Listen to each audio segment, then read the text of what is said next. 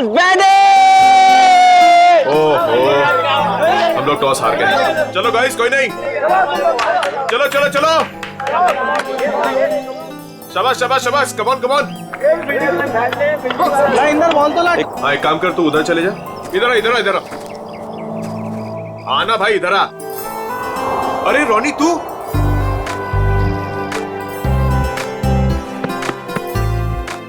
तू वापस आ गया यार। मुझे लगा तू कभी वापस नहीं आएगा यार। कैसे वापस नहीं आता यार, पढ़ाई तो पूरी करनी थी ना। हाँ वो तो है। अच्छा सुन, पैसों का इंतजाम किया तूने? किया है कुछ इंतजाम। चल यार, अब तो तेरा सपना भी पूरा हो जाएगा, ग्रेजुएशन के बाद इंडिया से बाहर जाके पढ़ाई करने का। अच्छा बता, माँ और छुटकी डिम्पी कैसी है? दोनों बहुत अच्छे हैं, तभी तो वापस आया हूँ। Very good.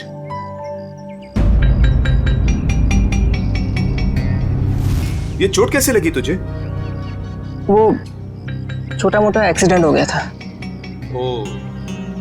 फ्रेंड्स, रोनी के आने की खुशी में आज रात की पार्टी मेरी साइड से। वैसे करने क्या वाला तू? बताता हूं, रुक। ये देख, मेगा स्टार अजीत कुमार की ब्लॉकबस्टर मूवी तुम ही हो। अरे तुझे पता है वो कितने कमाल का एक्टर है? हाँ? ये ललित तो अपने कॉलेज के ट्रस्टी का फैन है।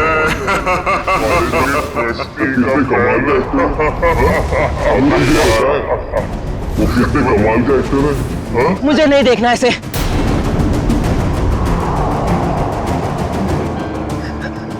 मतलब मुझे नहीं देखनी इसकी मूवी। क्या हो गया तुझे? अरे मैं जा रहा हूँ। मेरी रोनी,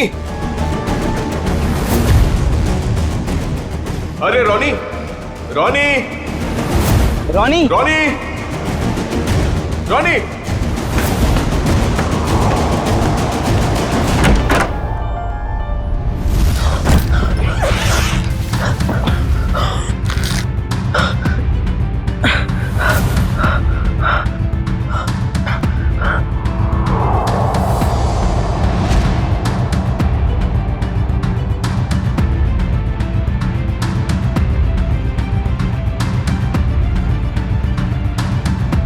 अरे रोनी, तो ठीक तो है? हाँ बस वो बैग रखने के लिए आया था। अरे यार, मैं तो डर गया था यार। क्या हुआ तुझे यार? नहीं, वो हल्का सा सिर दर्द। तुम गया नहीं मूवी देखने के लिए? देख, तू नहीं जा रहा तो प्लान कैंसिल। नहीं यार, कोई कैंसिल नहीं। तूने सबको प्रॉमिस किया है तो सबको लेके जा। और तू? मैं थोड़ा थक गया हूँ तो आराम करूंगा। ठीक है, चल चलता हूं।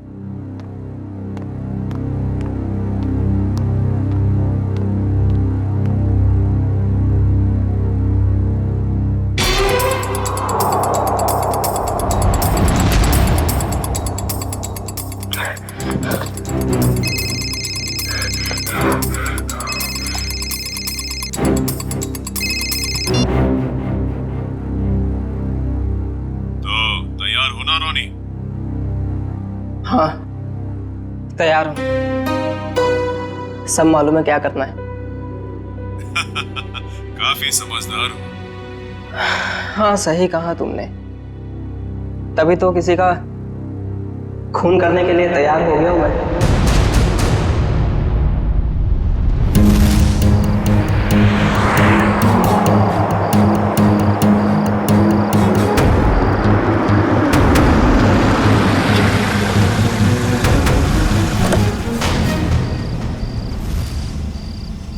तुम तैयार हो? तैयार हूँ। डर तो नहीं लग रहा? जब मरना और मारना सोच ही लिया है तो डर किस बात का।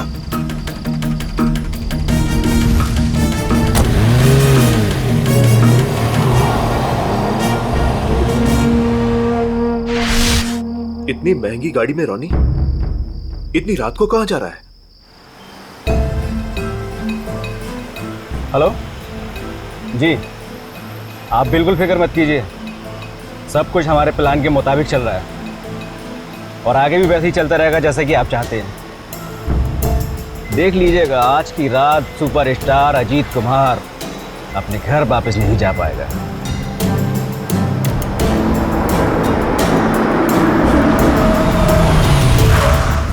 चलो, तुम्हारे काम का वक्त हो गया। ओके?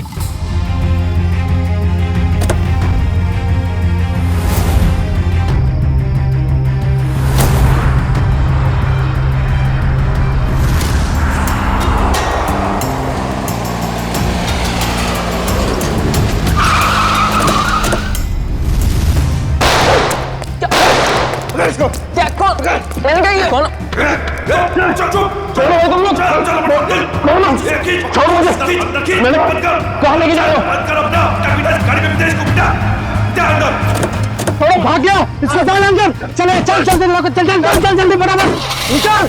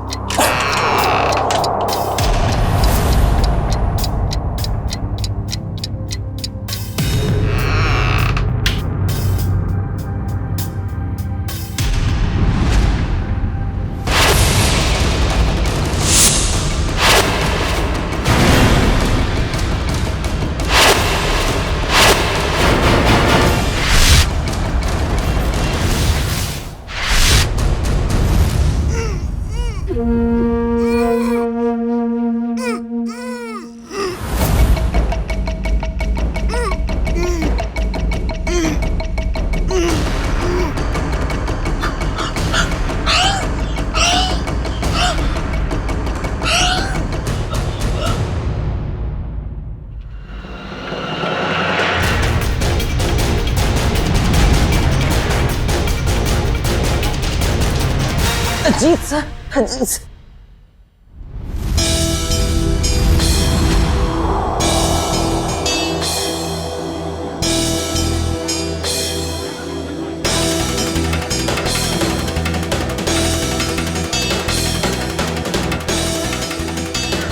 कुछ पता चला?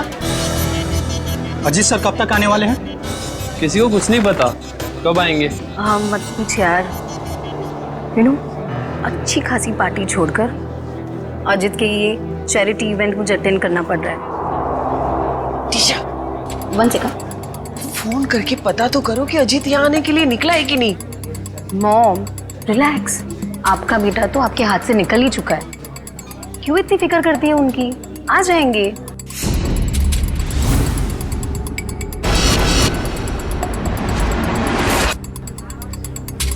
ये अजीत कुमार कभी भी टाइम पे नहीं आते।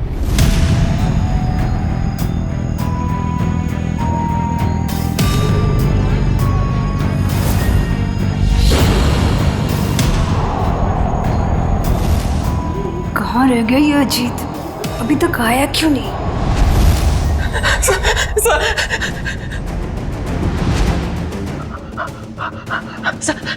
प्लीज, सर मैं बता दो, सर मेरी बात तो सुनिए।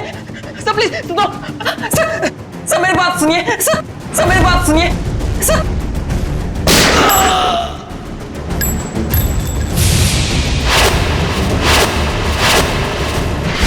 पता नहीं कितना टाइम हो गया, अभी तक ये अजीत आया क्यों नहीं? आ जाएंगे। अरे डस को सुने, तुम्हारे अजीत साहब कहाँ हैं? क्या हुआ? तुम दोनों के चेहरे पे हवाइयाँ क्यों उड़ी है? मैडम, अजीत सर ने हमको साथ आने ही नहीं दिया। रास्ते में हमें गाड़ी से उतार दिए और खुद गाड़ी चला के लेके गए। और वो बोले कि चैरिटी इवेंट पर भी नहीं आएंगे। क्या अजीत कुमार जी नहीं आ रहे? अरे भैया जरा सुनो। नहीं ऐसे कुछ नहीं, आ जाएगा। हाँ। बहुत हो गया इंतजार, हमें हमारे पासेज के पैसे वापस कर दीजिए। संजय जी मेरी बात तो सुनिए, शांत हो जाइए। अरे आ जाएंगे, हमारी बात तो सुनिए। अरे नहीं हो, अजीत कुमार नहीं आ रहा। नहीं, ये नहीं हो सकता। अरे शांत हो जाइए। प्लीज दूर हो जाइए, प्लीज दूर हो जाइए, प्लीज दूर हो जाओ, प्लीज दूर दूर दूर।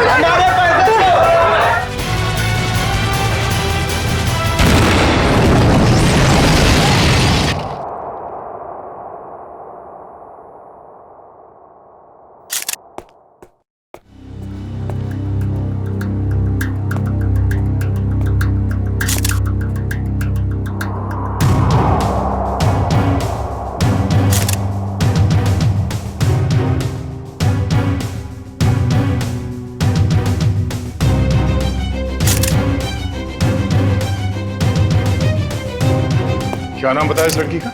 सर मलिका। मलिका, ह्यूमन बम। कामिनी जी, आप में से कोई इस लड़की को जानता था? नहीं सर, हम नहीं जानते। सर उनके पास वीवीआईपी पास था और वो इवेंट शुरू होने से पहले ही अजीत कुमार जी को फ्लावर देके उनका स्वागत करने वाली थी। हो सकता है उसका निशाना अजीत कुमार ही थे। जब उसे पता चला कि वो यहाँ आ नहीं रहे, वो वापस जा रही थी। देखिए, इस जगह का सीसीटीवी फुटेज चाहिए और कांटेक्ट डिटेल्स भी इस मलिका की। सर मेरे बेटे को बचा लीजिए। कामिनी जी, आप फिक्र मत करिए, हमारी दूसरी टीम अजीत कुमार को ढूंढ रही है। बहुत जल्द हम उन्हें ढूंढ लेंगे।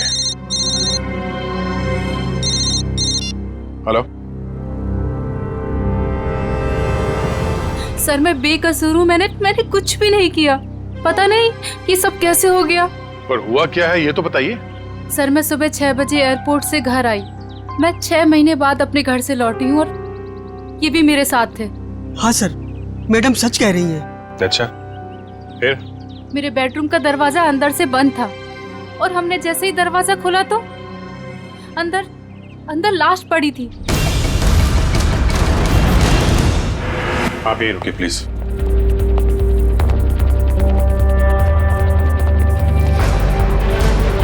अजीत कुमार?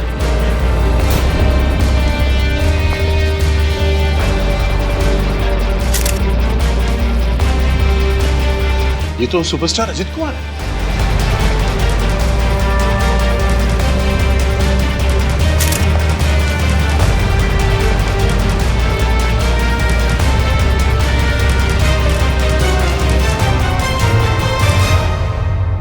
पर ये लड़का कौन है?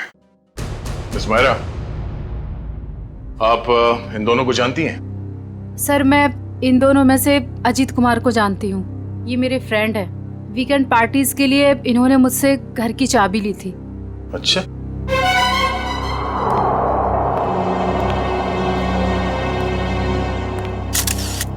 दो गोली लगी है, एक सीने पे और दाहिने आंख पे।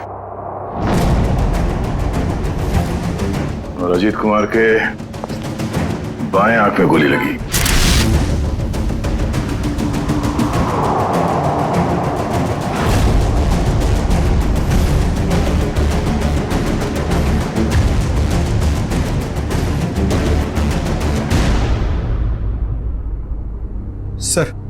सर इसका नाम रॉनी है और ग्लोबल कॉलेज में 3rd ईयर का स्टूडेंट है। एक कॉलेज स्टूडेंट है और एक सुपरस्टार, दोनों बंद कमरे में एक साथ मरे पड़े हैं।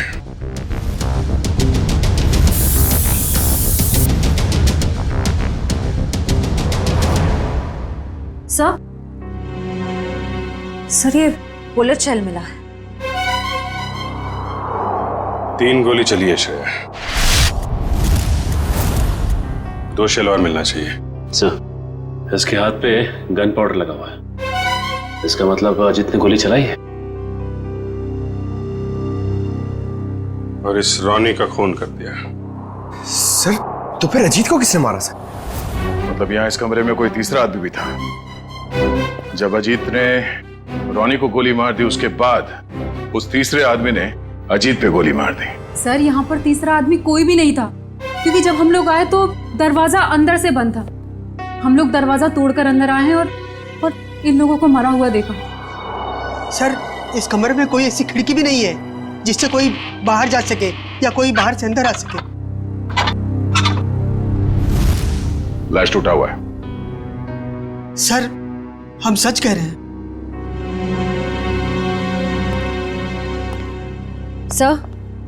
सर और कोई बुलेट शेल्स नहीं मिले। अगर कमरे में कोई तीसरा था ही नहीं तो फिर अजीत कुमार को गोली किसने मारी? अब इसका जवाब तो साळुंखे साहब ही दे सकते हैं। ये पहली उन्हीं को देते हैं, देखते हैं क्या जवाब मिलता है।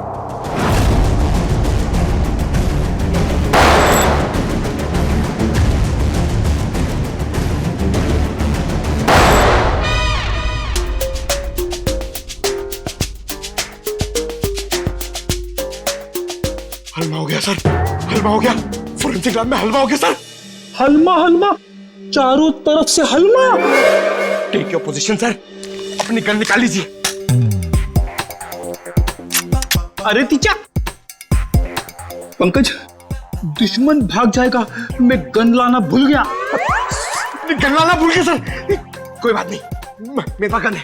एक गोली मैं चलाता हूँ, एक आप चलाना। गोली किसने चलाई? सर को अपनी गन कहाँ है? अपनी गन कहाँ है? उधर उधर ड्रॉअर में। सर संभाल के। नहीं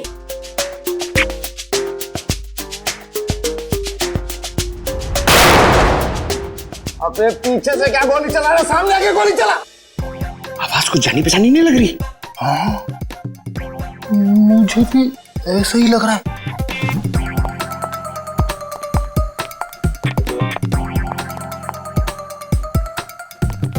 डॉक्टर साहब, डॉक्टर सालू क्या?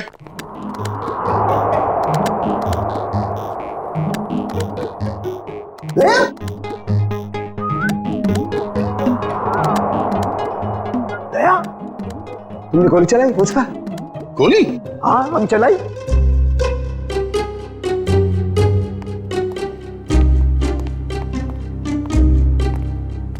ये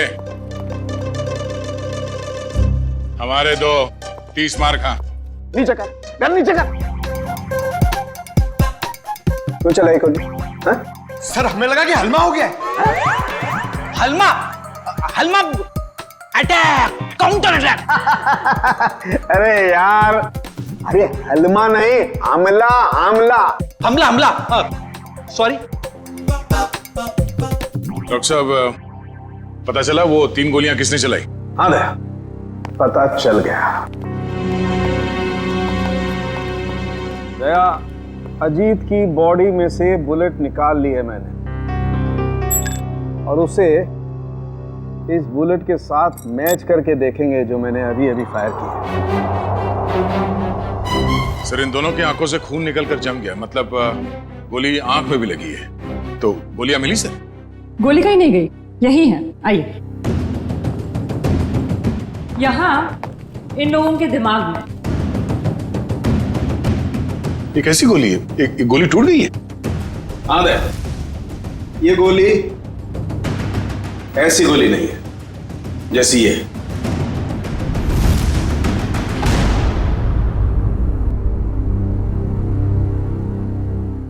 ओह, अब सब समझ में आ गया सर। फिर मुंह खोला? सर, चित्रोले सर कहते हैं कि जब डिटेक्शन का मामला हो तो जरूर मुंह खोलना चाहिए। सुन लो भाई, देखते हैं क्या तोप चलाइए। सर, पहले अजीत ने रोनी को गोली मारी, लेकिन रोनी मरा नहीं। उसको गुस्सा आया, उसने अजीत से गन छीन ली। फिर उसने अजीत की आंख में गोली मारी। अजीत को बहुत जोर से दर्द हुआ, लेकिन वो मरा नहीं। अजीत ने उससे गन छीनी और रोनी के आंख में गोली मारी। चलो, मारी। फिर सर दोनों मर गए। कमाल है यार। हाँ, थी तुम अब तक। चलो भाई, छुट्टी हो गई, केस तो सॉल्व कर दिया इन्होंने। वाह। दोनों एक दूसरे को गोलियां मार रहे थे या फूल फेंक के मार रहे थे? हाँ? गोली मारी, कोई मरा नहीं, एक दूसरे की गन छीन रहे। इस चित्रोली की तो बुद्धि भ्रष्ट हो गई थी जो तुम्हें सिलेक्ट कर लिया। दो और खड़े, चित्रोले के हीरे तुम्हारे पीछे, वो देखो। हीरे बोला, मुझे बोला।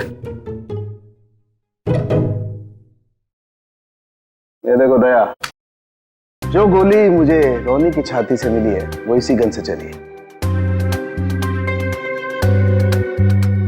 अगर एक बुरी खबर और, वो और क्या रह गया सर?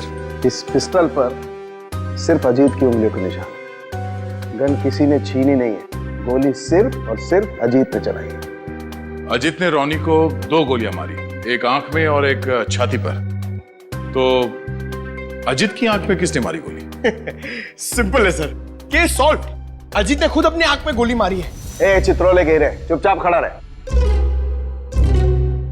दया, एक बात अच्छी तरह समझ लो, जो गोली आंख के अंदर है वो इस गन से नहीं चली है, वो गोली किसी और गन से चली है। तो है कहां वो गन? देखिए सर, जितना मुझे पता है उतना आपको सब बता दिया। आप समझ रहे हैं ना सर? सर आपका पेमेंट कहीं नहीं जाएगा। मैं आपको फोन करता हूँ सर। सर कौन है ये? हम नहीं जानते इसे।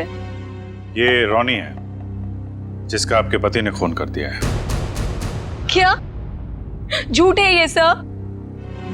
मेरा अजित ऐसा नहीं कर सकता है। कोई मेरे बेटे को फंसा रहा है। हाँ, अजीत सर के मरने की डिटेल्स देता हूँ। हाँ, सबसे पहले आपके चैनल्स को ही दूंगा। ए, मिस्टर टकुन, 1 मिनट।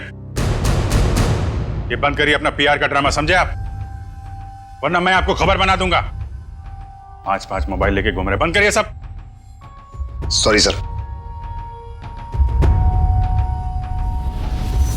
ठीक है, आप इसे नहीं जानते हैं। आप मल्लिका को भी नहीं जानती जो सुसाइड बमर बन के गई थी वहां पे। मगर ग्लोबल कॉलेज का नाम तो सुना होगा आपने। जी हाँ, मेरा बेटा ट्रस्टी था वहां पे। लाखों रुपया डोनेट करता था वो। हाँ जी, मैंने बहुत चेक साइन करवाए साहब से उस कॉलेज के नाम पर। चलिए, एक कनेक्शन तो मिला। रॉनी उसी कॉलेज में फाइनल ईयर का स्टूडेंट था जहां आपका पति और आपका बेटा ट्रस्टी था। और वो मल्लिका जो सुसाइड बॉम्बर बनी थी, वो सारस नगर में रहती थी। अब सारस नगर सुन के कुछ तो याद आ रहा होगा आप लोगों को। हाँ? मैं कुछ नहीं जानती, कुछ नहीं जानती। मेरे बेटे के कातिल को पकड़ लीजिए बस।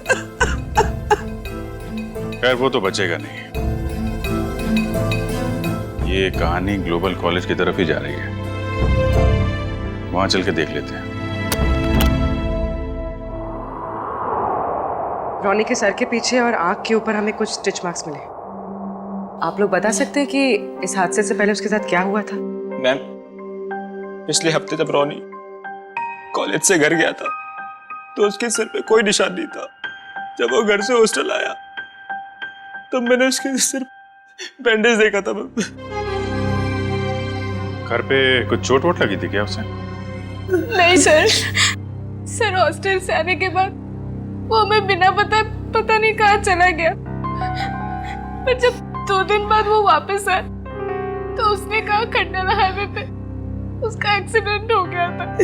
सर, हमारे पास तो उसकी फीस तक भरने के लिए पैसे नहीं थे, लेकिन जब उसने मेरे अकाउंट में 35 लाख रुपए जमा करवाए तब भी मुझे उस पर शक हो गया था कि वो जरूर कुछ गलत काम कर रहा है। मैंने पूछने की बहुत कोशिश की लेकिन भैया ने कुछ नहीं बताया और वो कॉलेज चला गया। सर, 2 दिन में 35 लाख?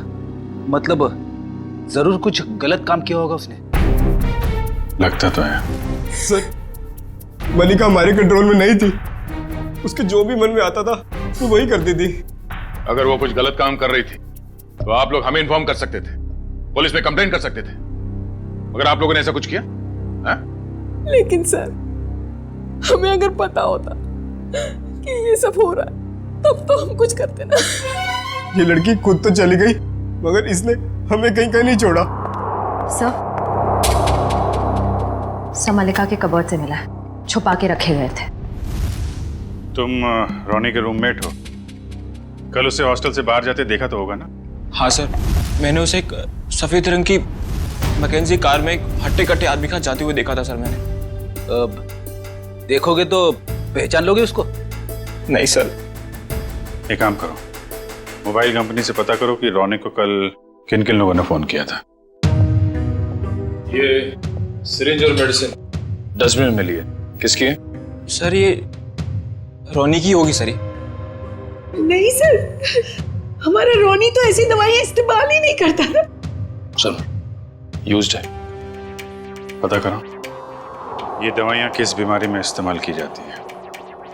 मल्लिका और सुपरस्टार अजित कुमार, इन दोनों की काफी पुरानी जान पहचान है। ये तो 6 साल पुरानी फोटो, तब ये दोनों एक दूसरे से प्यार करते थे। पर सर, तब अजित स्टार नहीं था। मगर ये रिश्ता तो 6 साल पहले ही टूट गया था सर, जब अजीत ने शादी के लिए मना कर दिया था।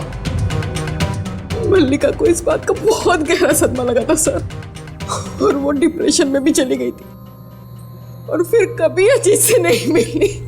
पता नहीं अचानक अजीत से बदला लेने की उसने कैसे सोची, और वो भी ऐसे। ह्यूमन बॉम्ब बनकर बदला लेने के प्लानिंग के लिए कोई 6 साल तक इंतजार क्यों करेगा? मल्लिका से हाल फिलहाल में कोई मिलने आया था जिसने उसे भड़काया हो? हमें कुछ नहीं पता। हो सकता है उसका कोई ऐसा दोस्त हो जो मल्लिका और अजीत के रिश्ते के बारे में जानता हो। सर हमें कुछ नहीं मालूम। मल्लिका कहीं पे काम करती थी? सर वो एक होटल में वेट्रेस का काम करती थी। कौन से होटल में? Green route palace.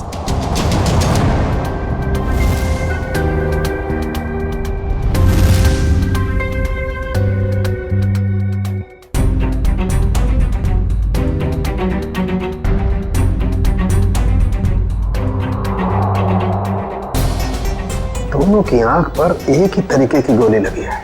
हाँ सर, और जैसे ही गोली आंख पर लगी, गोली के टुकड़े टुकड़े हो गए। हाँ, ये गोली फटी क्यों?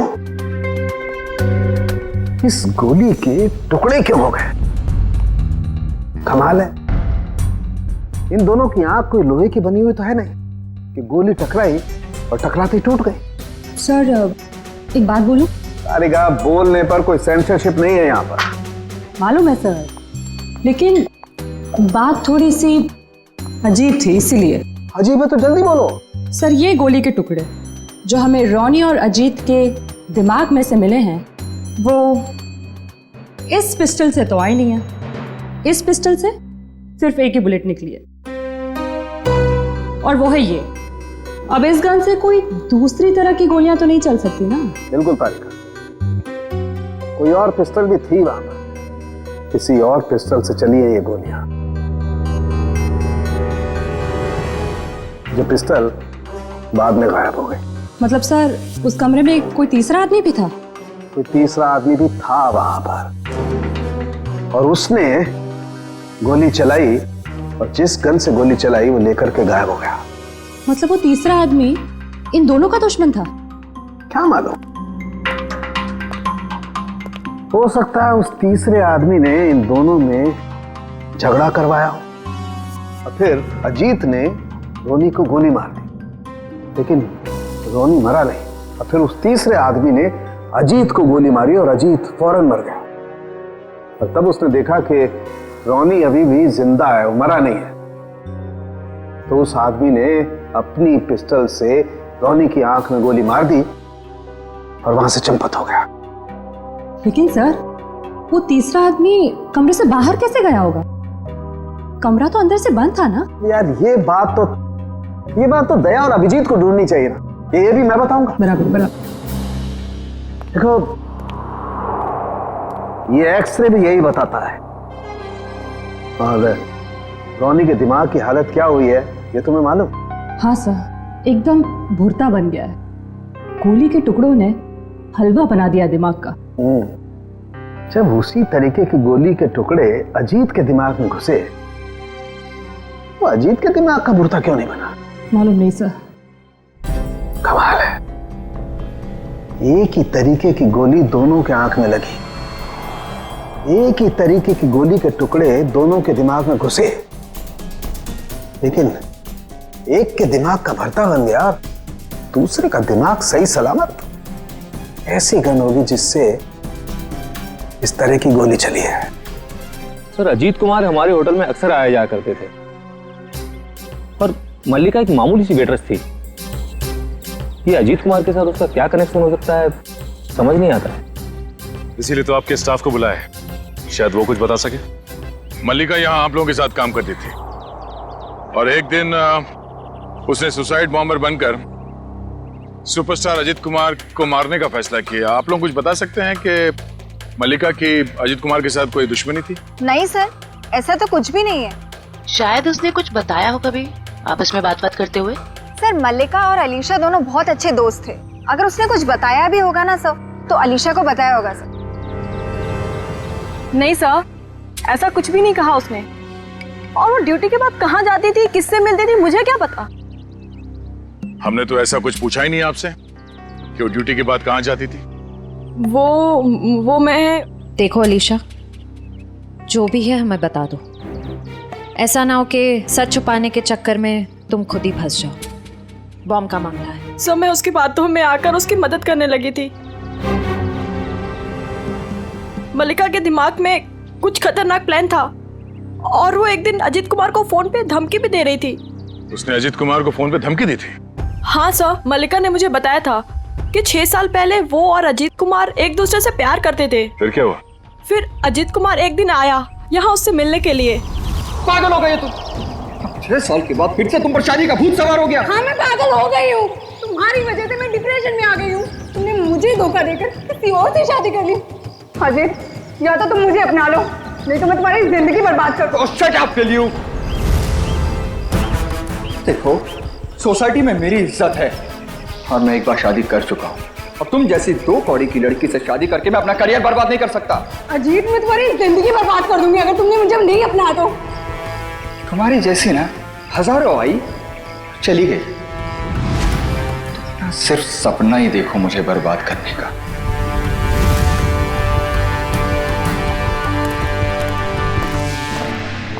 क्या हो मल्लिका, सब ठीक तो है? हाँ, सब ठीक है। मेरा एक काम करोगी? हाँ, बोलो क्या? सब मल्लिका रोज कपड़े बदलकर 3 दिन तक लगातार 2 घंटे के लिए कहीं जाती थी और ये बात सिर्फ मुझे पता है। कहाँ जाती थी ये बताया कभी उसने? नहीं सर, मैंने उससे कई बार पूछने की कोशिश की लेकिन वो हर बार मेरी बात टाल देती थी। 3 दिन तक 2-2 घंटे के लिए गायब रहती थी। पता करना पड़ेगा कि किससे मिलती थी वो। उसकी फोन की कॉल लिस्ट निकालो, देखो किस किस के संपर्क में थी वो। ओके सर, कल रॉनी को 2 कॉल आए थे एक ही नंबर से। एक आया था शाम को 4 बजे और दूसरा आया था रात को 8:50 को। वही होगा वो हट्टा कट्टा आदमी जो सफेद मैकेंजी में आया था। उसी ने रॉनी को फोन करके बुलाया होगा। पता लगाओ कौन है ये आदमी और इस वक्त कहाँ पे है। सर, जो दवाइयाँ रॉनी के कमरे के डस्टबिन से मिली थी वो दवाइयाँ ब्लड प्रेशर और एंजाइटी कम करने के लिए दी जाती। काफ़ी हैवी डोज है, जनरली प्रिस्क्राइब की नहीं जाती। सर, लेकिन रॉनी को ऐसी दवा लेने की क्या जरूरत है? अब इस कुत्ती को तो डॉक्टर सालुंके ही समझाएंगे।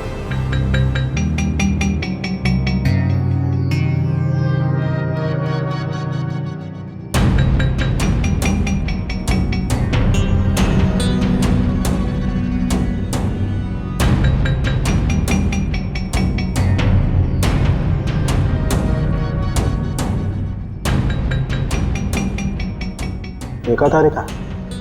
जी सर। ये सारे फाइबर अंदर की तरफ जा रहे हैं। इसका मतलब गोली इसकी आंख के अंदर गई है। हाँ सर, लेकिन ये बात तो हमें मालूम है ना। मालूम है मगर मालूम नहीं है। हाँ हाँ, इसकी आंख के बाहर बहुत सारा गन पाउडर है। इसका मतलब गोली बहुत पास से मारी गई है, राइट? राइट तारिका जी, मगर आंख में गोली मारी गई है तो गन कहाँ है जिससे आंख में गोली मारी गई है? वो गन कहाँ है?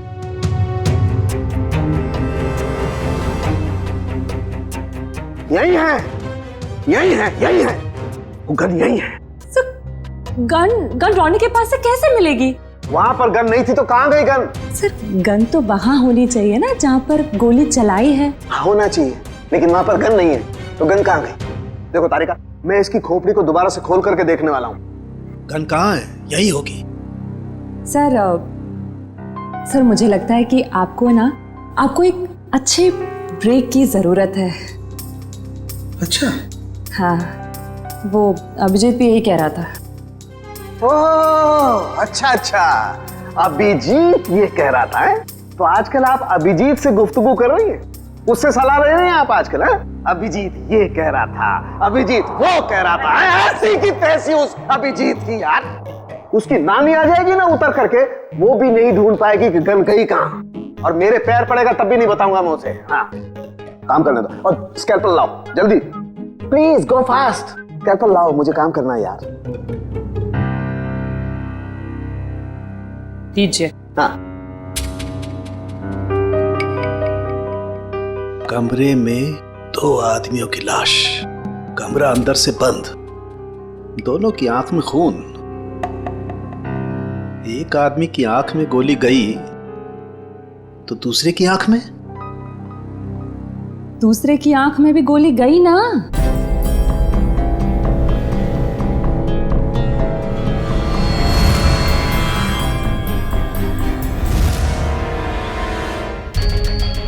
नहीं,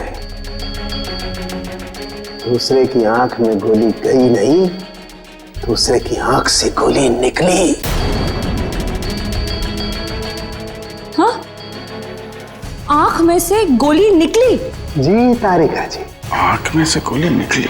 अपने आप देखो, ये देखो, गौर से देखो, सारे फाइबर बाहर की तरफ निकल रहे हैं। इसका मतलब क्या? गोली आंख में से बाहर की तरफ गई है, बाहर की तरफ। राइट। हेलो साळुंके साहब। हेलो हेलो अभिजीत साहब, कैसे हैं? मैं तो अच्छा हूँ। सर, कुछ पता चला क्या? उल्टे बांस बरेली को है? अरे भाई साहब, मैं आपसे पूछने वाला हूँ, वहां पर गन वन मिली कि नहीं मिली? नहीं सर, गन तो नहीं मिली। क्या करते हो यार? लेकिन कमरे के अंदर क्या हुआ था ये पता चल गया सर। गोली तो रोनी के आंख में से चली है ना डॉक्टर साहब? हैं? हैं? हैं?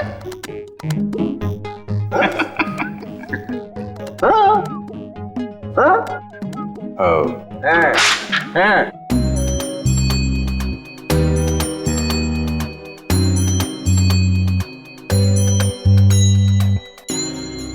अच्छा अच्छा अच्छा, आंख से फ्लैश निकाल रहे हैं, वो देखने के लिए कि क्या देखने के लिए?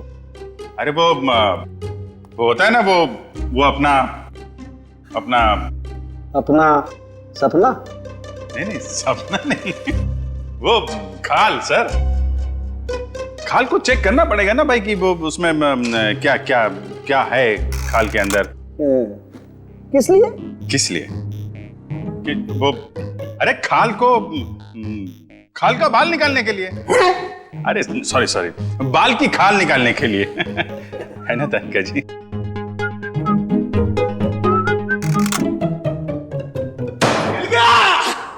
मिल गया case solve. Congratulation Tarika ji. Hello, wrong number. अरे आपको भी कांग्रेचुलेशन सर। अब पता कैसे चला लेकिन? अरे भैया, इसकी आंख के बाहर बहुत सारा गन पाउडर लगा हुआ था। हाँ मगर सर, आंख के अंदर से कैसे गोली चली? इसकी आंख के पीछे किसी ने एक छोटा सा बॉम्ब फिट करके रखा हुआ था। ओह, मतलब पैसों के लिए इसने अपने आप को बेच दिया? हाँ, वो बॉम्ब रिमोट से कंट्रोल होता था। हाँ मगर फिर ये अपने आप कैसे फट गया? अभिजीत, क्राइम स्पॉट पे वो दीवार पर जो खून लगा हुआ था, वो खून कहां से आया? जैसे ही रोनी को गोली लगी होगी, वो जाके दीवार से टकराया होगा। रोनी खुद जाकर के दीवार से नहीं टकराया, इस अजीत ने उसे मारा। पर अजीत इसे गोली मार चुका था। गोली लगने से रोनी फौरन नहीं मरा। अजीत को ये देख करके गुस्सा आया, उसने गुस्से में इसका सर पकड़कर जोर से दीवार पर दे मारा। रोनी का दिमाग उसकी खोपड़ी की पिछली वाली हड्डी से जाकर के टकराया। अचानक इसका ब्लड प्रेशर बढ़ गया, बम फट गया। रोनी की आंख को फाड़ता हुआ सीधा अजीत की आंख में जाकर के घुस गया। बस, यहां रोनी मरा, उधर अजीत मरा। ओह, तो ये मामला है। मगर रोनी के सिर पे ये बॉम्ब फिट किसने किया होगा? हेलो, क्या? ठीक है सर, उस हट्टे कट्टे आदमी का पता लग गया जो उस रात रोनी को हॉस्टल से लेके गया था। वेरी गुड, अब वही बताएगा कि अजीत को कौन मारना चाहता था।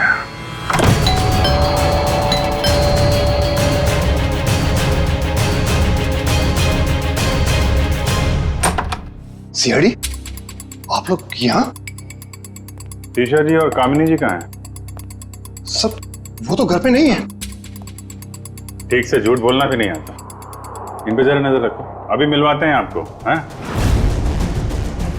टीशा, कामिनी जी, टीशा, कामिनी जी, कामिनी जी। सर कमरे में तो कोई नहीं है। सर लगता है घर पे सच में कोई नहीं है।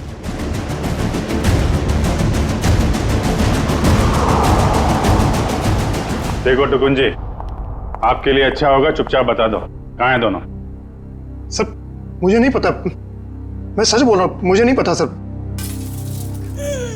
सर ऊपर से आवाज आ रही है।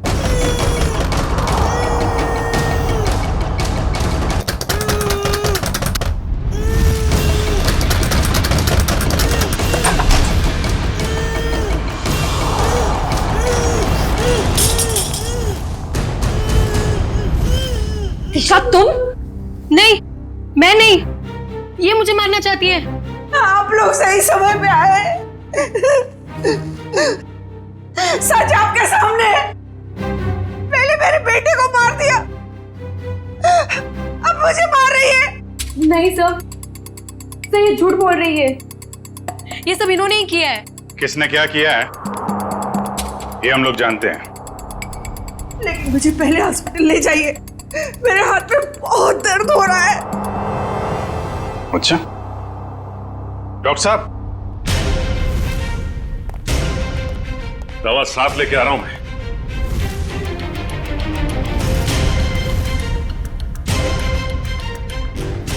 तू? ओ, तो इसे पहचानती हैं आप? और सर मल्लिका के फोन रिकॉर्ड से पता चला है कि ये उसे अच्छे से जानती थी। दोनों के बीच में बहुत बातें होती थी। और जब आपने हमारी आवाज सुनी तो खुद ही अपने मुंह पे रुमाल और हाथों में रस्सी बांधी और चाकू थमा दिया अपनी बहू को। काफी अच्छा ड्रामा कर लेती हैं आप। तो कामिनी जी, अब कष्ट करेंगे आप बताने का क्यों किया ये सब? सौतेली माँ होने के बावजूद भी मैंने उसे अपना समझकर पाल पोस कर बड़ा किया। उसके पापा के जाने के बाद मैंने माँ और बाप दोनों बनकर पूरा फर्ज निभाया। उसे स्टार बनना था, बहुत बड़ा स्टार। मैंने अपनी सारी खुशियां कुर्बान करके उसे इतना बड़ा स्टार बनाया। लेकिन इतना बड़ा स्टार बनने के बाद वो मुझसे नौकरानियों का सलूक करने लगा और ये मैं सहन नहीं कर पाई, नहीं कर पाई। और इसीलिए उसकी जान लेने का प्लान बना डाला आपने? मैंने उससे 5 बार मारने की कोशिश की, लेकिन पता नहीं क्यों उसकी किस्मत उसे हमेशा बचा लेती थी। इस बार मैडम ने फैसला ही कर लिया था कि अजीत सर बचने नहीं चाहिए। और इसके लिए रोनी और मल्लिका को मोहरा बनाया। सर आपने मेरी फीस देने का वादा किया था और पोस्ट ग्रेजुएशन का फाइनेंस देने का भी। सर अब आप सब प्लीज अपनी बात से मत रुकिए सर, प्लीज सर। तू जानता है ना मैं कौन हूं? अजीत कुमार। मैं जब चाहूं, जो चाहूं, जैसे चाहूं कर सकता हूं। प्रेस के सामने बोलना पड़ा तो बोल दिया। Sir please sir please sir, मेरा क्या होगा सर? बोल दिया ना, चल। आ जाते कहां से। मैंने रोनी से झूठ कहा था कि उसे अपने शरीर का एक ऑर्गन डोनेट करना होगा। उसके उसे जितने पैसे चाहिए मिल जाएंगे। और ऑपरेशन के जरिए उसकी आंख के पीछे बुलेट फिट करवा दिया। क्यों? हाँ, और उसका ट्रिगर मेरे हाथों में था। और रोनी के पास अब अजीत को मारने के सिवा और कोई चारा नहीं बचा था।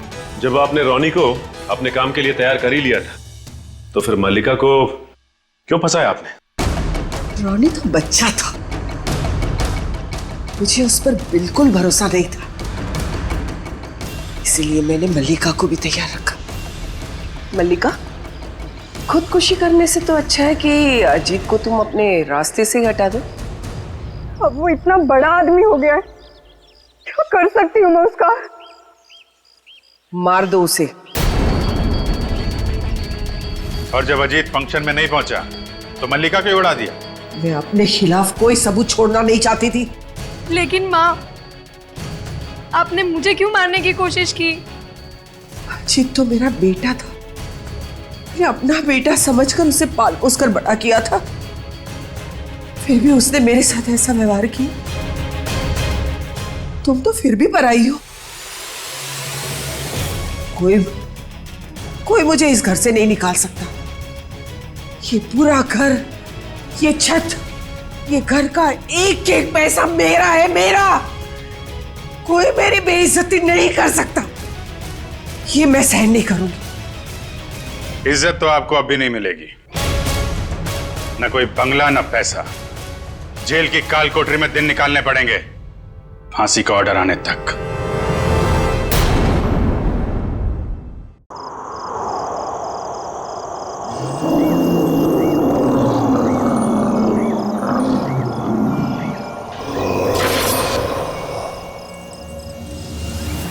तुम पागल है? भूल कर भी उस घर में मत जाना। उस घर में एक आत्मा रहती है, एक ऐसी आत्मा जो इंसान को खा जाती है। उस घर में जाना तेरी जिंदगी की सबसे बड़ी भूल होगी, सबसे बड़ी भूल। स्मिता, हम बहुत बड़ी गलती कर रहे हैं। बाल मजदूरी एक गुनाह है, हमें जेल भी हो सकती है। बेवजह मत डरो तरुण। कौन बताएगा पुलिस को कि हम इसे यहाँ काम करवाने के लिए लाए हैं? और वैसे भी इस मनहूस घर में कोई काम करने को राजी नहीं है। तो तुम्हें सारी शर्तें मंजूर है ना हमारे यहाँ काम करने की? जी, मुझे आपकी सारी शर्तें मंजूर है। बस मुझे वक्त में पैसे मिल जाएंगे ना? उसकी फिक्र तुम मत करो, हर महीने की 1 तारीख को तुम्हें तुम्हारी पगार मिल जाएगी।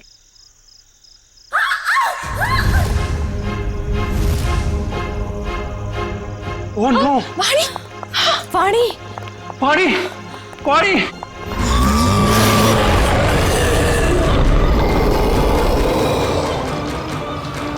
मम्मी! वाणी! वाणी क्या हुआ? वाणी क्या हुआ? खून?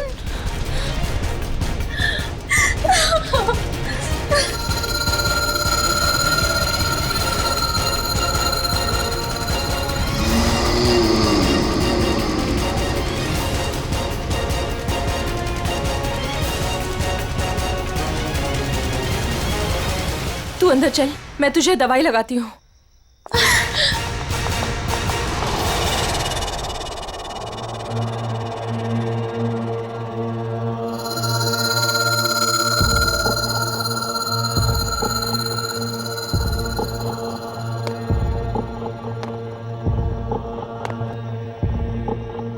रुको! भूल कर भी कभी ऊपर मत जाना। क्यों? ये जानना तुम्हारे लिए जरूरी नहीं है। वो लड़की कौन थी? वाणी, मेरी बेटी। उन्हें क्या हुआ? इतनी चोट कैसे लगी? ये जानना भी तुम्हारे लिए जरूरी नहीं है। इस घर में काम करने का पहला नियम मालूम है ना तुम्हें? उतना ही सोचो, उतना ही पूछो जितनी जरूरत है, समझी? और अगर नहीं समझी तो अब भी वक्त है, जा सकती हो। देखो अंजलि, मेरी बात समझो, वहां मत जाओ। और कोई चारा नहीं है मेरे पास लता दीदी। जब आशा और मोहन रात को भूखे पेट सोते हैं ना, तभी खुद से ही घिन आती है मुझे कि इनकी बड़ी बहन होके भी इन्हें पेट भर के खिला नहीं सकती मैं। मुझे जाना ही होगा लता दीदी, मुझे जाना ही होगा। नहीं, समझ गई, आगे से कुछ नहीं पूछूंगी। जाओ, रसोई में जाकर सो जाओ, कल सुबह साफ सफाई करना। और हाँ, दोबारा कभी सीढ़ी पर कदम रखने की कोशिश भी मत करना, समझे? जी।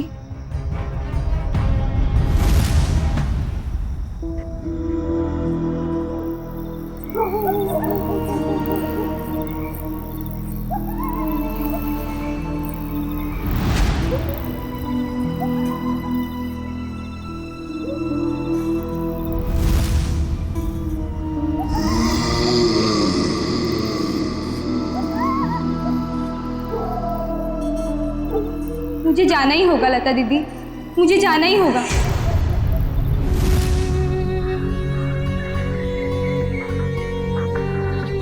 दीदी मत जाओ ना।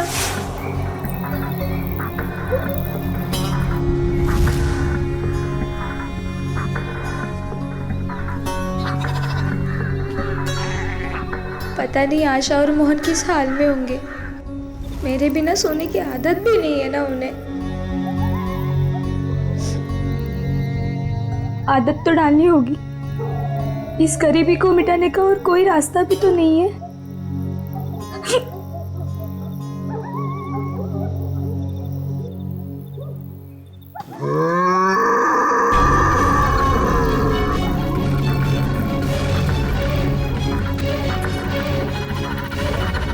ये आवाज कैसी थी?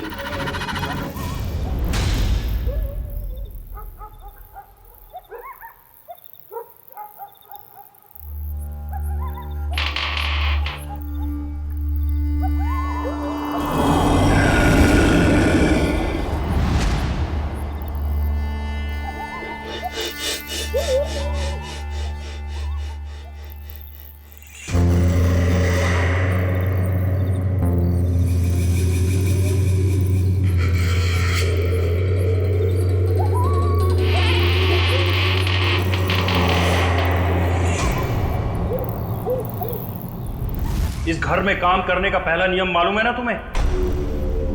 उतना ही सोचो, उतना ही पूछो जितनी जरूरत है।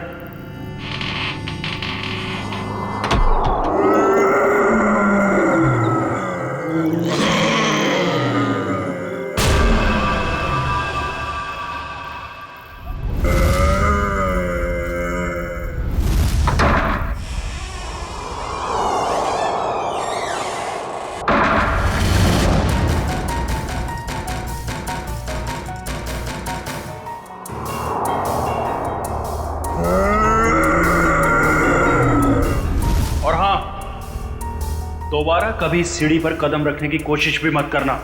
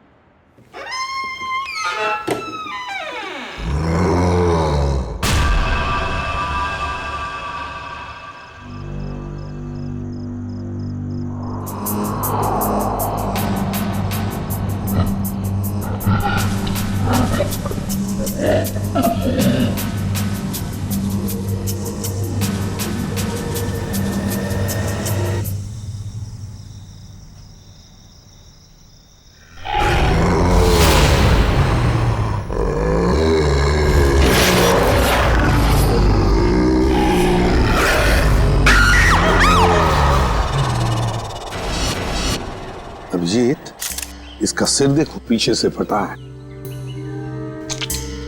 अगर ये आत्महत्या करता तो अपने मुंह के बल गिरता ना।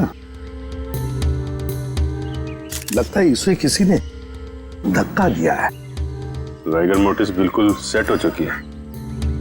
तय मौत को 5-6 घंटे हो गए। छाती पे खरोंच के निशान है। लगता है हाथापाई हुई है। खूनी के साथ हाथापाई के बाद शायद उसने धकेल दिया होगा नीचे। तुमने फोन किया था ना, तो बताओ यहाँ आने के बाद क्या देखा तुमने?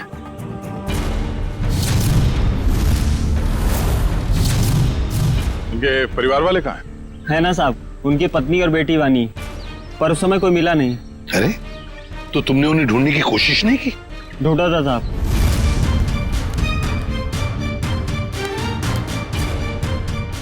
मगर कोई मिला ही नहीं।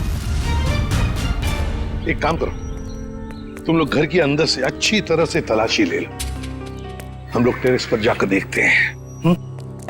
चलो तुम यही रुको, जाना नहीं। जी साहब। पंच, लाश को फोरेंसिक लैब भेजने का इंतजाम करो। सर।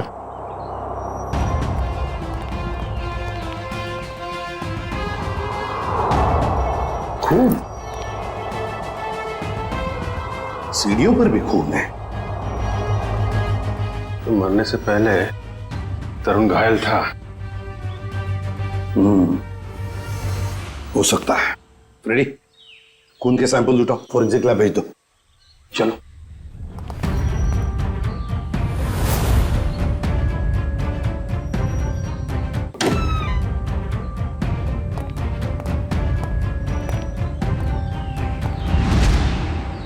यहां भी खून है सर?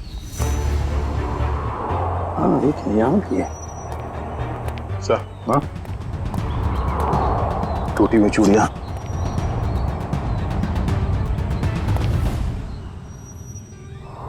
ये क्या? ये देख, यहां पर भी चूड़ियां हैं और फिर ये जंजीरें। लगता है कहीं किसी ने यहां पर कोई जानवर को बांध के रखा था। ये प्लेट भी है खाने की।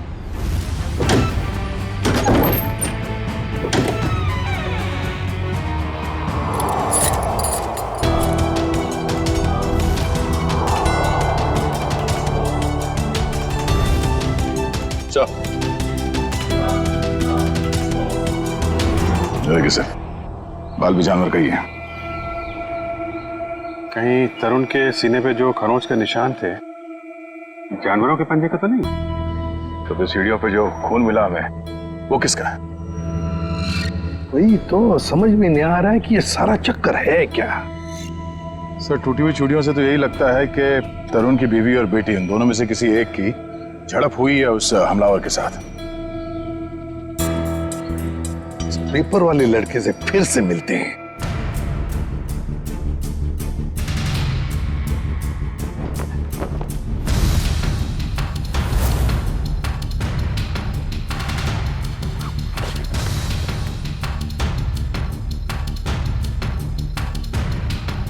एक बात बताओ, क्या तरुण जी ने यहाँ पर कोई जानवर पाल के रखा था? नहीं साहब, कभी देखा तो नहीं। कभी कोई आवाज सुनी हो जानवर की? पिछले 6 महीने से अखबार दे रहा हूँ, आज तक तो कोई आवाज नहीं सुनी। सर सब जगह देख लिया, ना तरुण की पत्नी मिली ना उसकी बेटी। मुझे तो डर है कि कहीं खूनी उन्हें अपने साथ ही ना ले गया हो। सर, तरुण और उसकी बीवी के अलावा एक नौकरानी भी रहती थी उसके कपड़े में। नौकरानी? तुमने तो हमें किसी नौकरानी के बारे में कुछ नहीं बताया। मैं किसी नौकरानी के बारे में नहीं जानता साहब। क्या हुआ, हवाई क्यों उड़ने लगी है? खाता पापा शुरू हो गया? क्यों अकला रहा है? यहीं पे बताओगे या बाहर घुमा के लाऊं तुझे? माफ कर दो साहब, मुझे नहीं मालूम था। अंजलि को नौकरी दिलाकर मैं खुद ही मुसीबत में पड़ जाऊंगा। ओह, तो तुमने रखवाया था उस नौकरानी को काम पे? हाँ साहब, कल उसके काम का पहला दिन था यहाँ। कल काम पे रखवाया और आज ये सब हो गया। पहले क्यों नहीं बताया इसके बारे में? साहब, अंजलि की उम्र 15 साल है, मुझे लगा बाल श्रम के केस में कहीं जेल ना हो जाए। नाबालिग बच्चों से काम करवाना कानूनी जुर्म है, ये तुम्हें मालूम है ना? तो फिर? साहब, उसे पैसे की सख्त जरूरत थी, उसके छोटे छोटे भाई बहन हैं, इसके सिवा उनका कोई नहीं है। रहती कहाँ है अंजलि?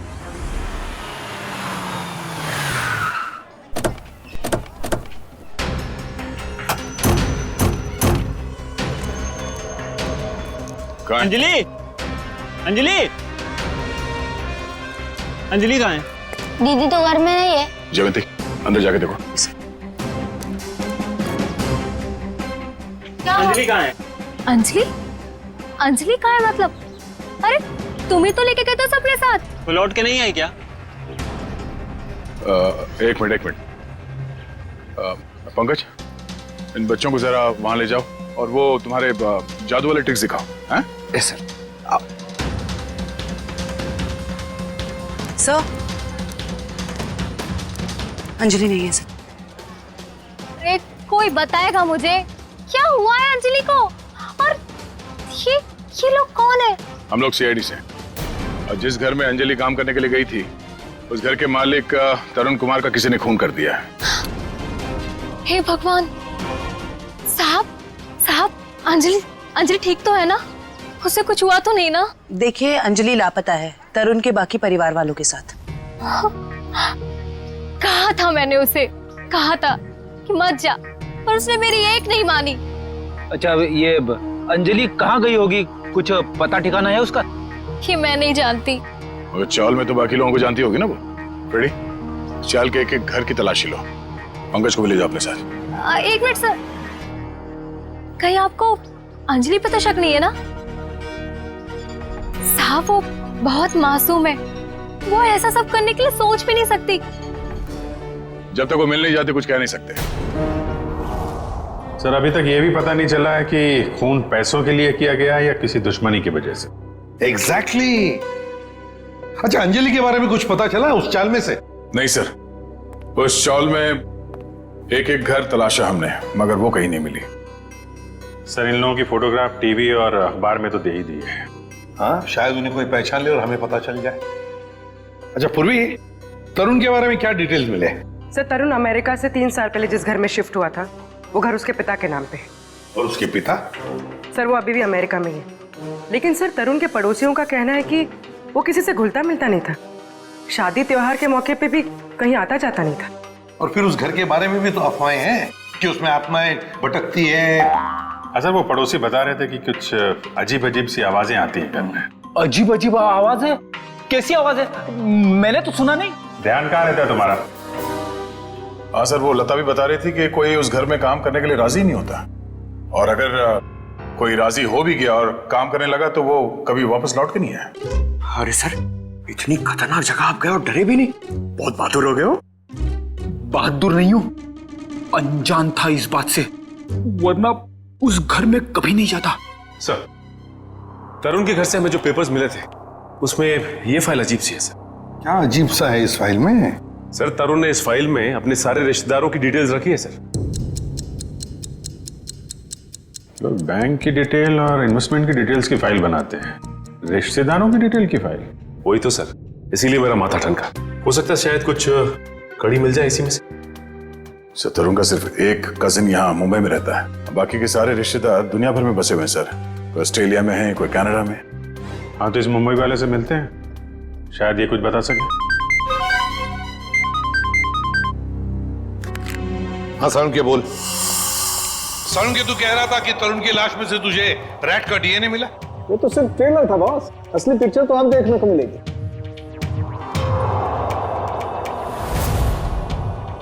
डॉक्टर साहब जल्दी बताइए, हमें ज्यादा सस्पेंस पसंद नहीं। ये देख रहे हो बॉस, ये इसकी छाती पर खरोंचों के निशान। अच्छा, तो इसमें है चूहे का डीएनए? मतलब या तो चूहे इसके शरीर पे तब चढ़े होंगे जब ये ऊपर छत पर था, या फिर इसके मौत हो जाने के बाद जब खूनी ने छत से नीचे फेंका उसके बाद। देखो बॉस, ये कहना बहुत मुश्किल है कि इसे छत से फेंकने से पहले ही मार दिया गया था, क्योंकि इसके शरीर पर किसी तरीके का कोई निशान नहीं है जिससे पता लगे कि इसे पहले मारा गया है, सिवाय छत से फेंकने के। सारुण की मौत छत से गिरने से पहले हुई हो या बाद में, एक बात तो पक्की है ना कि लाश के ऊपर चूहे चढ़े थे।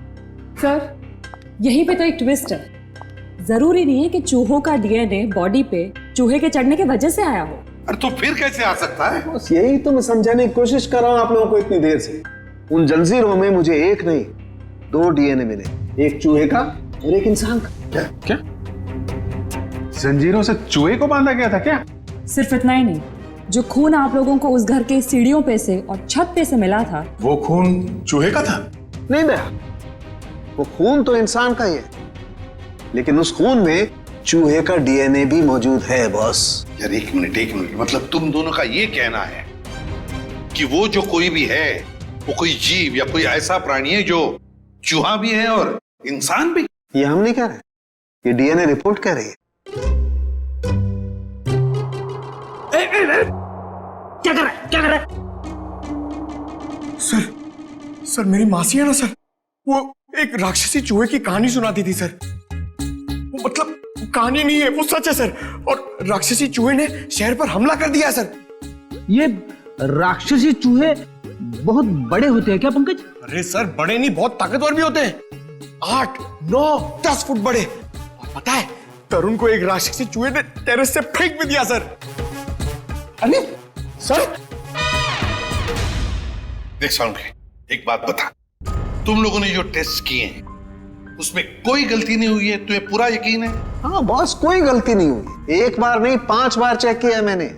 तो आप कहना चाहते हैं कि जो सीढ़ियों पे खून था वो तरुण का नहीं, वो उस जीव जानवर जो भी है उसका था? यानी कि वो जीव भी जख्मी हुआ है और उसी का खून वहां सीढ़ियों पे गिरा जब वो नीचे आ रहा था। माय गॉड, इसका मतलब है ये जीव, ये प्राणी घर से बाहर निकल चुका है, शहर में खुला घूम रहा है, और इससे पहले कि वो किसी को मारे हमें उसे रोकना होगा।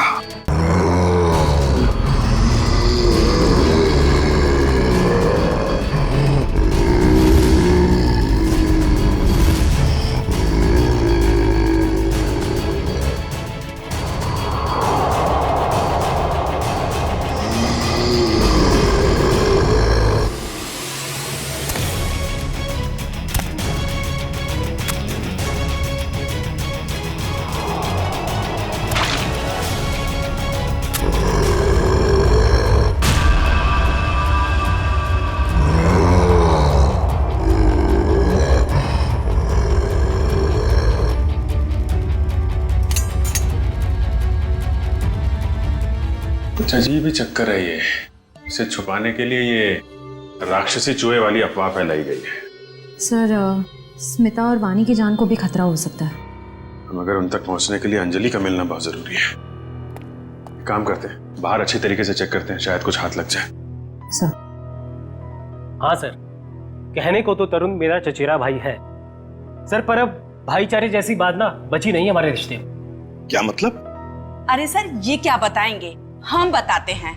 जब से तरुण भाई साहब और उनके परिवार वाले अमेरिका से आए हैं, उनके पैर तो जमीन पे ही नहीं टिकते। उन लोगों की नजर में हम लोग छोटे लोग हैं। नहीं सर, ऐसी को सर मैं बताती हूँ, पिछले साल हमारे बेटे रिंकू का जन्मदिन था, उस पे भी वो नहीं आए।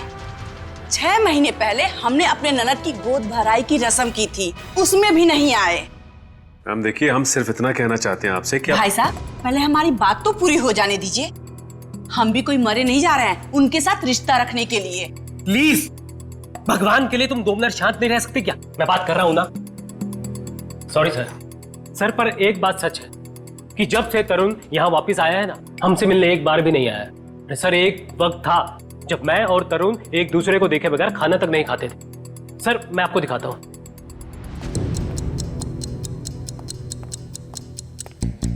ये देखिए सर। इसमें तरुण कौन है? ये है ना तरुण सर।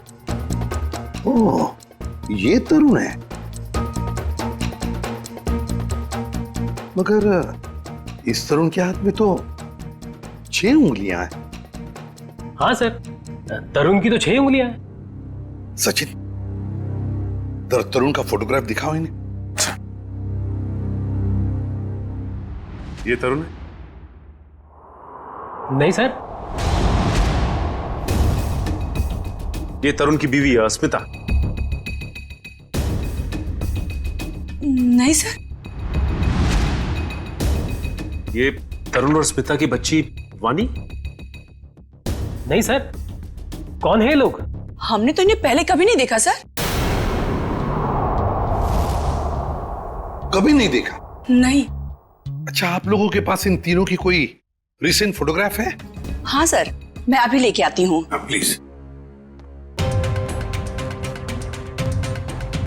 सचिन, ये तो कोई बहुत बड़ा चक्कर है।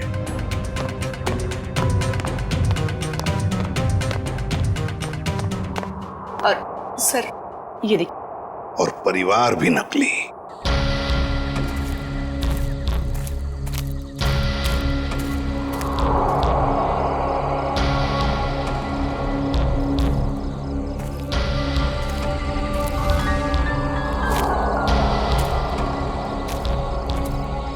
सर, खून के छींटे तो यहीं खत्म हो गए।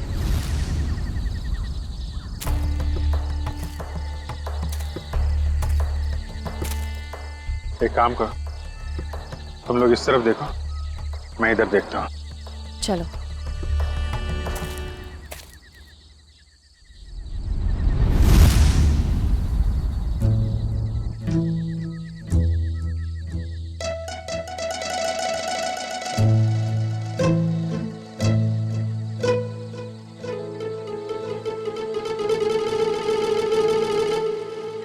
जयवंती, सर। सोना नहीं, लता के घर पे नजर रखना, समझी? अरे सर, कैसी बातें कर रहे हैं? मेरी और नींद की दुश्मनी तो ऐसी है जैसे गब्बर और ठाकुर की। दे दो, 2-2, 3-3 दिन बिना सोए रह सकती हूँ सर। वो तो दिख ही रहा है।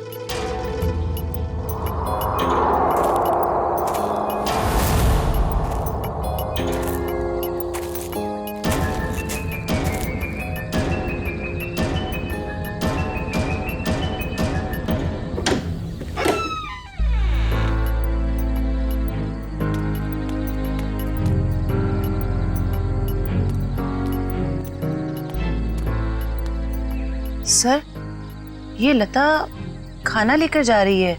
वो अंजलि के घर जा रही है, उसके भाई बहन को खाना खिलाने।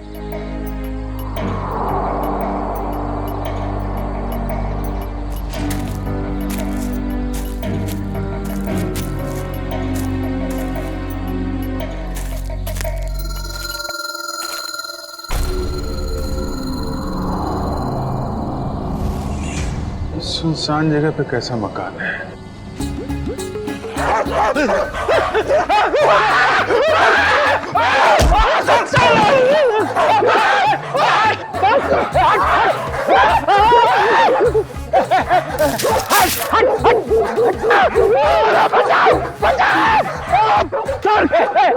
पीछे मत हटो, मारूंगा। गाल फुटता है सर, अगर पेट में काटेगा ना 14 इंजेक्शन लगेंगे। मारो उसको, हट लकड़ी की फेंकी, लकड़ी की फेंकी सर।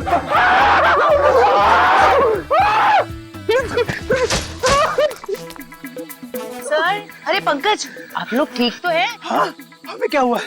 हम तो छाती तान के अपनी ड्यूटी निभा रहे। हाँ, अरे अभी 2-3 कुत्ते हमसे डर के तुम दबा के भागे, है ना सर?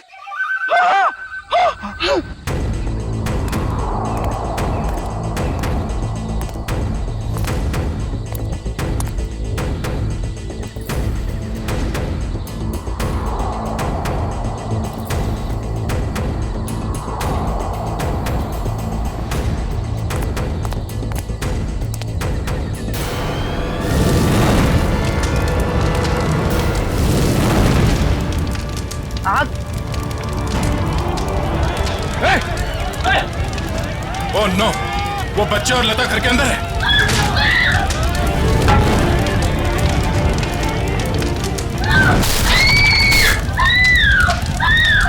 इनको यहीं पे रोक के रखना, किसी को अंदर आने मत देना। पीछे जाओ, पीछे जाओ, पीछे जाओ।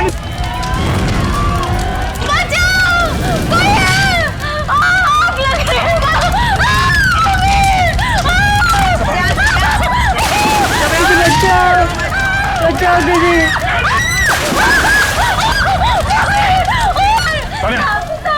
इसे बाहर ले जाओ, जल्दी। एक मिनट। संभाल के देखिए, बच्ची कहाँ? घबराओ मत, देख के आ जाओ। अरे घबराओ मत, ठीक हो तुम। बचाओ दीदी, बचाओ।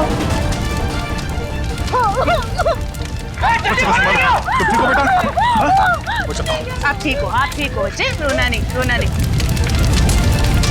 दीदी बचाओ दीदी, बचाओ।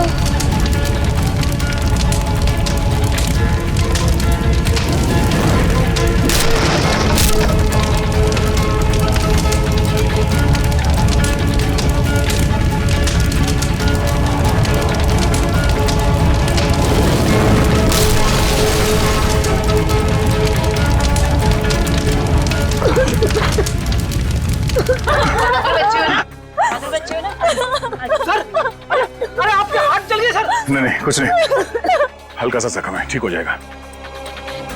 घर में आग कैसे लगी? पता नहीं साहब, मैं तो इन बच्चों को खाना खिला रही थी कि अचानक घर के पीछे से आग की लपटें आनी शुरू हो गई। घर के पीछे? आपने किसी को देखा पीछे? हाँ साहब, अंजलि को।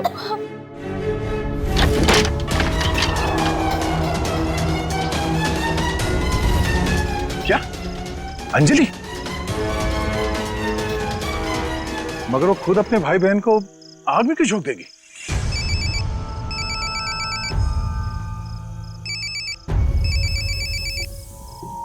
Freddy sir? हाँ सर। सर उस तरफ तो ये यहाँ पे था, आने में थोड़ी देर हो गई, निकल गया यहाँ से।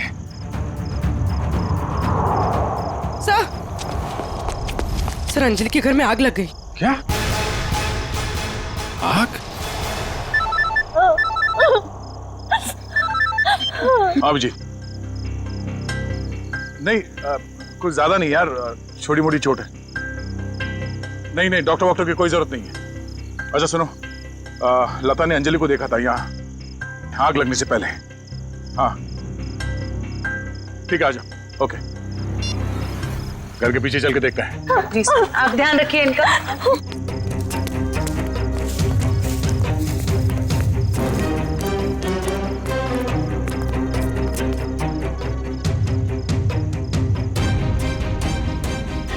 ये देखो, अंजलि यहां खड़ी थी जब लता ने उसे देखा अंदर से। सर, हाँ? ये देखिए, ये चूड़ी का टुकड़ा मिला। अरे ठीक, ऐसे ही चूड़ी का टुकड़ा हमें तरुण के घर से उसके छत पे मिला था। मगर सर ये प्लास्टिक की चूड़ी है, इतनी आसानी से नहीं टूट सकती। लगता है कोई जोर जबरदस्ती घसीट के ले गया अंजलि को यहाँ से। हाँ सर, वरना अंजलि क्यों अपने भाई बहन की जान खतरे में डालेगी? अब सवाल ये पैदा होता है कि वो गई किस तरफ। सर, ये घसीटने का निशान है?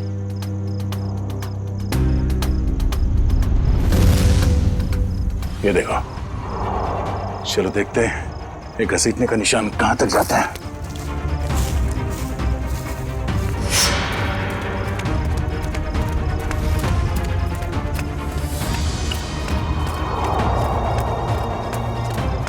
यहाँ इस तरफ गया।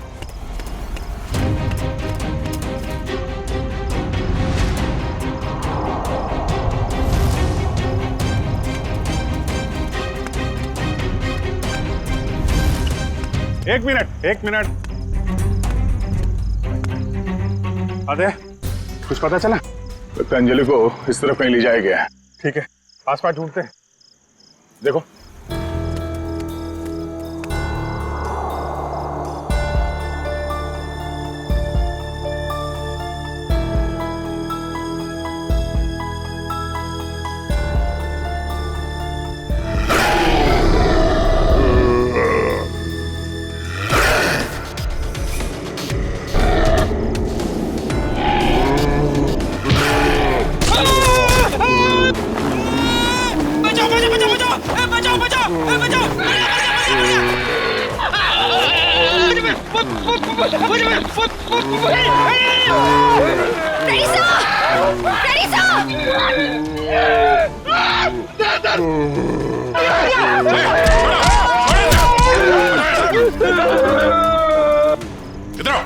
इधर आओ, बैठो।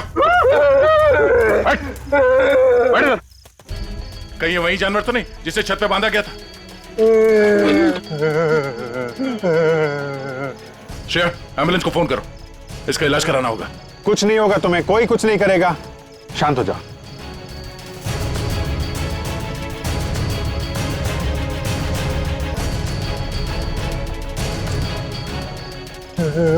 उसे बचा लो। किसको बचा लो? अंजलि, उसने मेरी जान बचाई थी। कहाँ है अंजलि? वो लोग उसे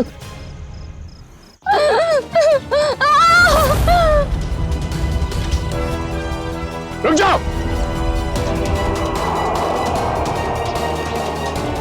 सीआईडी? अंकल मुझे बचा लो अंकल। खबरदार, आगे मत बढ़ना। अगर आगे बढ़े ना तो ये लड़की अपनी जान से हाथ धो बैठेगी। ठीक है, हम आगे नहीं आते हैं, लेकिन तुम उसको छोड़ दो, कुछ मत करो प्लीज। ये गलत है। क्या किया इस बच्चे ने? छोड़ दो उसे। छोड़ो उसे।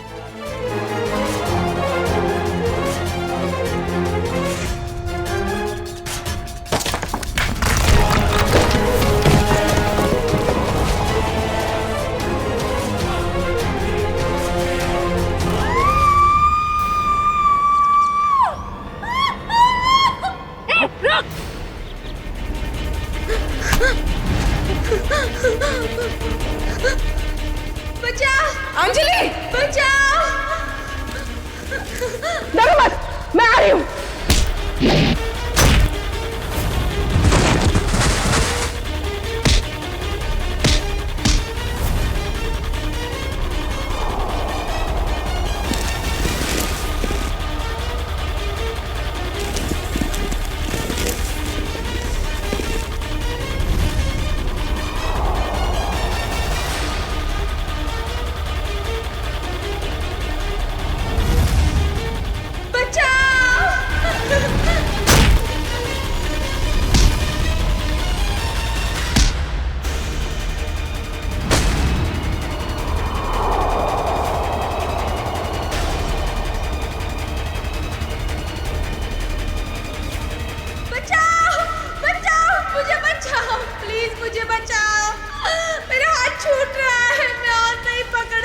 My God.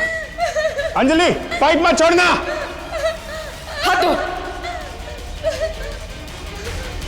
मेरा हाथ छूट रहा है। घबराना नहीं बेटा, कुछ नहीं होगा।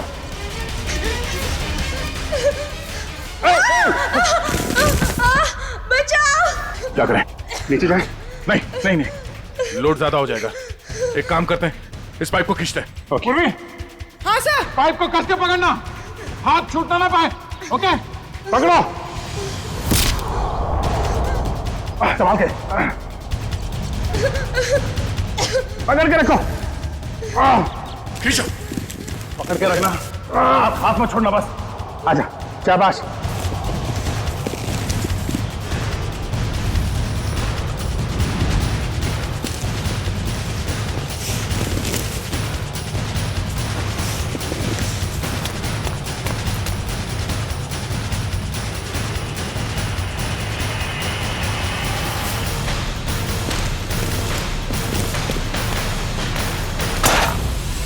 थैंक यू दीदी, तो ये सब उस आंटी ने किया है। छोड़ दो ना मुझे। तेरी वजह से मेरे पति की जान गई। अब तुझे इसकी कीमत चुकानी पड़ेगी अपनी जान देकर। नहीं, फेंक दो इसे। छोड़ दो मुझे प्लीज, छोड़ दो।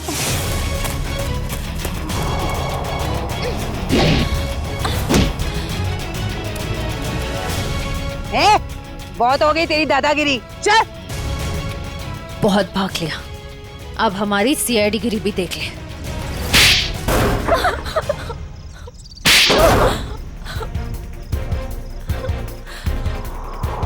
बोलो, क्यों बांध के रखा था आकाश को तुम लोगों ने? जायदाद के लिए। और जायदाद के लिए तुमने अपने पति को छत से नीचे फेंक दिया? नहीं सर, मैंने अपने पति को नहीं मारा, वो तो इस अंजलि की वजह से। वो आवाज के पीछे पीछे छत पर चली गई थी और फिर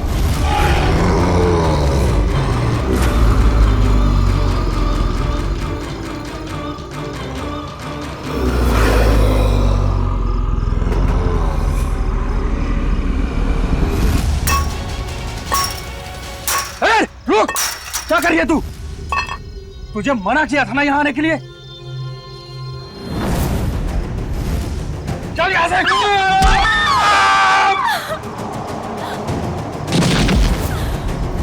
जिस आदमी को हमने छत पे बांध के रखा था वो असली तरुण के पिता थे, मिस्टर आकाश।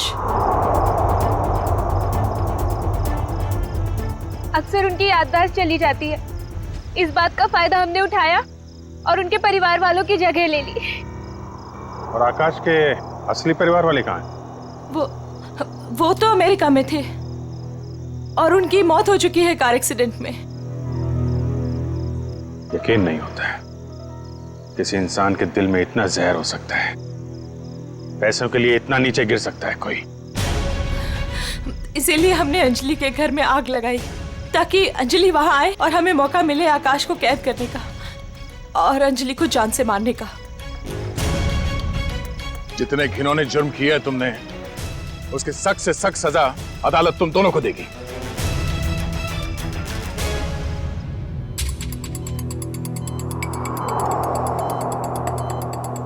सर, इनकी हालत देखकर मुझे बहुत बुरा लग रहा है। ये जिस दर्द से गुजरे होंगे हम तो इसका अंदाजा भी नहीं लगा सकते। ये तेजी से अपनी याददाश्त खोते जा रहे हैं। क्या?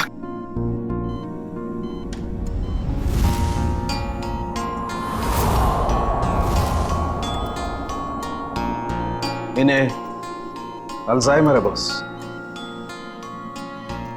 क्या कह रहा है तू साळुंखे? इस हालत में इस बेचारे को जंजीरों में बांध कर रखा था छत पर? हाँ बॉस, क्योंकि ये बेचारे जंजीरों से बंधे हुए थे, अपना बचाव भी नहीं कर पाए उन चूहों से जो इन्हें काटते रहे। ओह, तो इसीलिए इनके खून में चूहों का डीएनए मिला था? बिल्कुल, और इनके जख्मों की मरहम पट्टी भी नहीं की गई थी, इसीलिए बॉस इनका खून बहता रहा जब ये सीढ़ियों से नीचे उतरे। सर, यकीन नहीं हो रहा, चंद पैसों के लिए कोई इंसान इतनी घिनौनी हरकत कैसे कर सकता है? वो तो श्रेया, ये अंजलि वहां पर थी इसलिए इस नेक इंसान की, आकाश की जान बच गई। अंजलि बेटा, वाकई तुम बहुत बहादुर हो। अंकल, मैंने कौन सी बहादुरी की? वो तो मेरी जगह पे कोई भी रहता तो वही करता जो मैंने किया है। काश सभी लोग तुम्हारे जैसे होते, तुम जैसा करते। हम पूरी टीम की तरफ से तुम्हें थैंक यू कहते हैं। अंकल, आप मुझे वाकई में थैंक यू कहना चाहते हैं तो मुझे कहीं काम दिलवा दीजिए। झाड़ू पोछा बर्तन सब काम कर सकती हूँ मैं।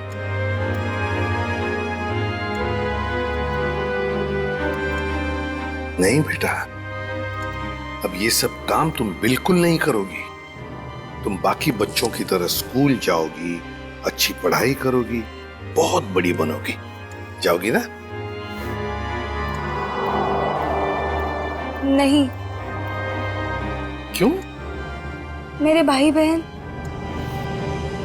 बेटा, तुम्हारे भाई बहन की जिम्मेदारी अब हमारी है, समझी? जाओगी ना? हाँ अंकल। Good girl.